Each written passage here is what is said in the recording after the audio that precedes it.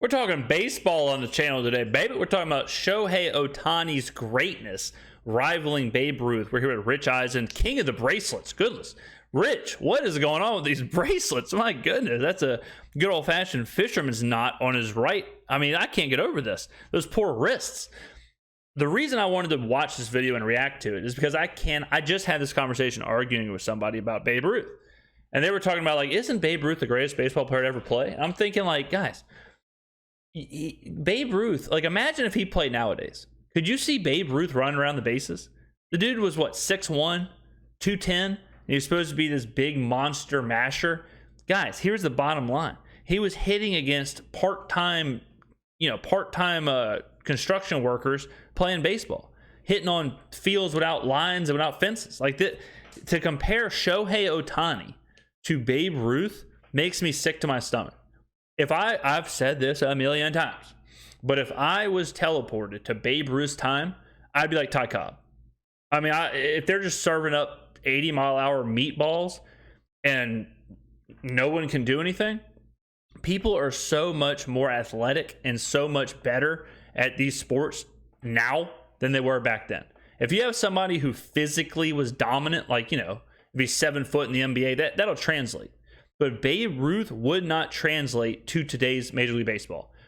How many pitches do you think they were throwing back then? I'll give you a clue. 2. They were throwing fastballs and off speed, whatever it was. Probably a combination of a curveball and a changeup. But guys weren't out there throwing 90-mile-an-hour sliders on top of a 70-mile-an-hour changeup, on top of a 98-mile-an-hour fastball, on top of a splitter. It wasn't the case. Babe Ruth is a mythological figure more than he was a great baseball player. So we'll see what they say, but like, Babe Ruth should not even be in the conversation. Shohei Ohtani, I'm already ready to say he's the greatest player to ever live. What he's doing. I mean, he's probably going to be the Cy Young winner this year. He's definitely going to be the MVP this year. He throws 100 miles an hour. He hits bombs. As of right now, he's leading the MLB in home runs. Japan just won the World Baseball Classic. I mean, the guy is unbelievable. Is there, in any way, shape, or form, a comp? You know how we talk comps in this business, right?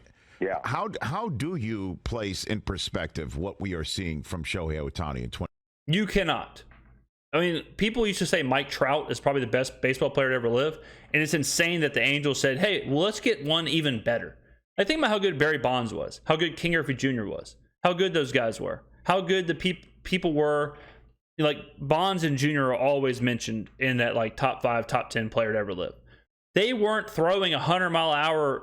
They weren't throwing a start every 5 days. Like, they weren't winning the Cy Young. Imagine the legend of, like, King Griffey Jr. if he also was winning the Cy Young, if he also was pitching in the World Baseball Classic, if he was also doing that. It's hard to even, like, think about Ichiro. Ichiro, unbelievable. MVP, Rookie of the Year, all that stuff. Living legend. Ichiro wasn't starting 30 games a year. 2023, Bob. There is no comp because Babe Ruth, who was on a Hall of Fame track as a pitcher in the early part of the 20th century, never really did pitch and bat simultaneously at anything like the level Ohtani has. Now, Ruth's batting exploits in the context of his time are greater than anything Ohtani is even doing now in this remarkable streak he's on, or period of time that he's on. Ruth stands alone in that respect, his statistics in the 20s and early 30s as a hitter. But he never did it simultaneously. There were a handful of pitching performances after he joined the... Well, I mean, right now, like, Ohtani's on pace. I think he has, like, 26 bombs right now, and we're 2 weeks away from the All-Star break. So, I mean, he could, theoretically, get somewhere around 60 to 65 home runs. What about then? What if he starts breaking home run records while pitching like this? I mean, it would be different if he would just finish the season with 20 home runs, 30 home runs. He almost has 30 home runs before the All-Star break. There is a real possibility he could be chasing the Cy Young and the home run record at the same time. The Yankees, but the Hall of Fame pitching performances are as a Red Sox. That's really the only historical comp. Now, if you want to say that as a hitter, and since he doesn't play the field, he's not the player that Willie Mays was, or a pre-steroid Barry Bonds, or Hank Aaron, or a healthy Mickey Mantle, or whoever you want to mention, or Mike Trout, his teammate, for that matter. When doesn't play the field, what's harder, playing right field or pitching 7 innings? Like, what's harder, being a top 5 pitcher in the MLB or playing center field? Who the hell is saying that Shohei Ohtani is being docked a point because he doesn't play the field? Who in here, put in the comments below, who thinks it's more impressive what King Griffey Jr. or Willie Mays did in center field, or what Shohei Ohtani does on the bump? Trout was at his very best, or that as a pitcher, remarkable as he is, he's not Sandy Koufax, or he's not Pedro Martinez or Randy Johnson at their best, or historically difficult as it is to compare eras, that he's not Walter Johnson or Christy Mathewson. But nobody has ever been simultaneously both a hitter and a pitcher at anything like the level that Ohtani has achieved. Plus, he's doing it in a modern era, which makes comparisons difficult to begin with. That's the thing. The modern era part is very important. Like, he's talking about all these old people. You can't compare the level of the major leagues to right now. What Ohtani is, that's why, like, I think Pedro and Randy Johnson and those kind of pitchers should be even more celebrated, because they were doing that through the steroid era. They were pitching when it was the hardest time ever to pitch, and they were that dominant. I mean, Pedro was fanning guys who were standing 6'3", 270 with veins popping out of their forehead. The word unicorn has been thrown around about him for years now, and it's actually the best one. People use the word unique, like they'll say it about something. It's very unique. No, unique takes no modifier. It's either unique or it isn't. Okay. Well, sidebar, but that's the word very. That's the problem with the word very. If you use very, take it out. Like, anytime you're using very, doesn't need to be there.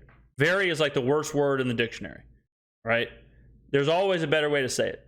So never say very. That's a little tip, English language tip, a little tidbit from your boy to you. So most of the time when someone says something is unique or somebody's unique, they're not. Ohtani is unique.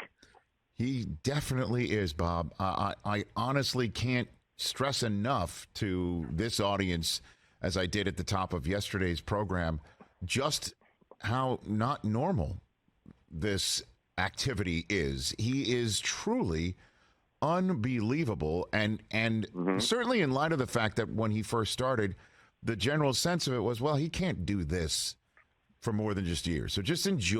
That was my sentiment. Like, and if you don't, I mean, baseball's baseball. So I understand most of y'all aren't watching every single game or every Angels game. But if you don't really watch Ohtani, you don't understand, because I thought the exact same thing. I was like, well, I mean, you can't pitch like that and hit and play, and your body can't hold up. But when you watch him, it's even greater. Like, to hear about is one thing, but to watch how he hits, how he absolutely mashes. He looks like Barry Bonds. He looks like King Griffey Jr. His home runs are going 460 feet. Like, he is hitting opposite field bombs. The way he swings, all that stuff, the way he runs the bases, he is a freak. Then when you watch him on the mound, he ain't just tossing, he's not just throwing the ball. He's throwing 100, 101 miles an hour. He's snapping you off with slurves and sliders and all kind of stuff. He is, if he was just a pitcher, he'd be the most exciting pitcher to watch. Just the way he throws. Very rarely do you watch a pitcher like this who can just gas 100-something miles an hour casually and then break you off. And he is a go-getter, bulldog kind of pitcher. He wants to blow it by you. He wants to strike you out. He wants runners on base to be pitching in jams. I mean, I've never seen anything like him on both sides. He really kind of does pitch like Randy Johnson, like same kind of power dynamo pitcher, and he hits like King Griffey Jr. If you have never seen Shohei play, watch him play. It's nuts to see a guy hit 2 home runs while he's throwing an 8-inning, 12 strikeout gem. And I know that sounds like hyperbole, or as some of my friends would say, hyperbole. I know that sounds like that, but he just did it 2 weeks ago, or maybe even last week. Hit 2 bombs when he was pitching and struck out 10 people. To watch him do it is well worth the price of admission. But I mean, it's well worth the MLB network if you're out of the Angels area, so it doesn't get blacked out. Pay $50, pay $60, whatever the MLB TV subscription is. Watch Shohei, watch a start. It's breathtaking. I mean, I don't want to sound like over dramatic here, but he really is breathtaking to watch. Enjoy the year that he's hitting and pitching. And I watched a ton of Sammy Sosa, Mark McGwire, King Griffey Jr., Barry Bonds. I watched all those home run records get broken. I watched Aaron Judge, when he was chasing it. I watched these performances. I watched Cal Ripken Jr. I watched these A-Rod and these like huge players and these guys who are, celebrated as the greats of the game. They aren't Ohtani at all. I mean, again, you take Bonds and you watch Bonds hit and then you watch Ohtani hit. I'm not going to sit here and say Bonds is that much better of a hitter. And Bonds ain't throwing 100 miles an hour. He's gotten better, and he doesn't seem show any sign of diminishing returns at all. No. At all. No. And when some team signs him, and now the best guess is $600 million over 10 years or whatever, it is entirely possible, to your point or your implied point, that at the back end of that contract, maybe the second half of that contract, he will not be the Ohtani we are seeing now. But for the time being, he is clearly the most valuable player in all of baseball. When I was on your show last year and there was a Judge Ohtani argument, I said, and I think correctly, the Judge deserved to be the MVP last year because MVP is most valuable player of a given season, not who's the best overall player in baseball. If that were the case, Willie Mays would have won the MVP or shared it with Hank Aaron every single year for like 20 years. This is where the MVP discussion gets kind of mixed up. And I've been on the side that it should be the best player, whoever is the best that season, right? Because if you say the most valuable, that's hard to quantify, But if you just look at it, who was the best that season, the most outstanding player that season, that's how I think the award should be. Now on both sides, how is Ohtani not win it every year? Like last year, even with what Judge did, how can you not give it to a guy who's hitting like Ohtani hits and then turning around and pitching like he pitches?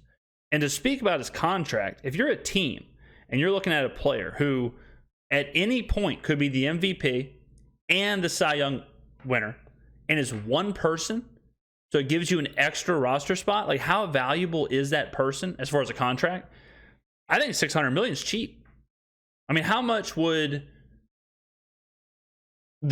how much would Judge go for on the open market?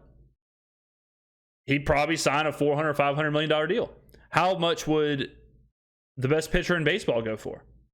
How much would Spencer Strider go for? Or I guess that's the comp. How much would Spencer Strider and Ronald Acuna go for collectively? Because that's what Ohtani is. He's a Cy Young, perennial Cy Young. He's having a better pitching season than Spencer Strider right now. And he's not having, Acuna is having an insane year. So it's not like he's also better than Acuna right now, but he's comparable. He's right there. So how much would it cost to sign Acuna and Strider? Because that's pretty much what Ohtani is. And I would assume both of those guys could sign. If you sign Strider to a 10-year deal, it's going to be, what, $200 million? If you sign Acuna to a 10-year deal, it's going to be, what, $300 million, $400 million? It's crazy that it's wrapped up in this one package. In the National League, MVP is a single-year question. And last year, especially given where their respective teams were, Aaron Judge was the American League's most valuable player.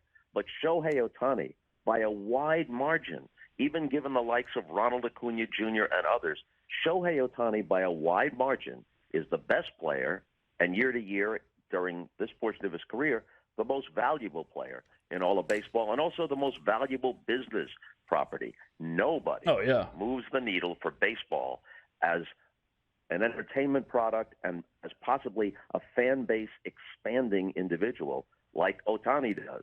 If you could read Rob Manfred's mind, and he said there's only one current player that you can put on the lifeboat, that player is going to be Shohei Ohtani. 100%. That's the Rich Eisen show. 100%. I've been on record saying that baseball suffers as far as like watching it. It's hard to watch. It's the hardest sport to watch. This year has been much better because of the rule changes. I try and catch every Ohtani start that I can, and no other pitcher's been like that for me since I was a kid, and I was watching baseball every night. But Ohtani is a fan base like changing player. Let me know in the comments below what you think, ladies and gentlemen. How good is Shohei Ohtani? What do you think about Babe Ruth comparisons? Let me know everything. Do you watch Ohtani starts? Is he bringing you back to baseball? What do you think? Thank you for watching, and I will see you on the next video.